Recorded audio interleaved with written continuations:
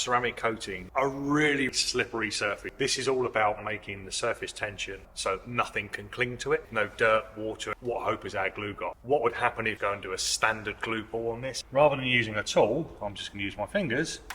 Zero adhesion. The hydrophobic properties of the coating are stopping our glue from adhering to the surface. How do we combat this? This is our 6Cs process. We have a steel substrate. I have my inspection lab. I've set my glue gun to 195 degrees. I'm going to lift my panel temperature to 50 degrees. Select my tab for the lifter, mini lifter, with my crease feet on. This is going to help hold down the metal surrounding the tab. Now we're going to use clean. Use a cutting compound. This is going to get rid of our contaminants. It's also going to get rid of the XOV5, which is stopping us from getting that adhesion. The ceramic coating is designed to fill in the gaps on the top of the surface. As long as I get rid of the the top coating, the ceramic coating doesn't actually give us too much in the way of problem. You will need to speak to your customer because whatever coating they have had applied would need to be reapplied. We're going to use our isopropyl alcohol, get rid of any clays, lubricants, anything like that, and then we're going to go through our coating surface. Let's repeat that process again. Hopefully we'll get a better result this time.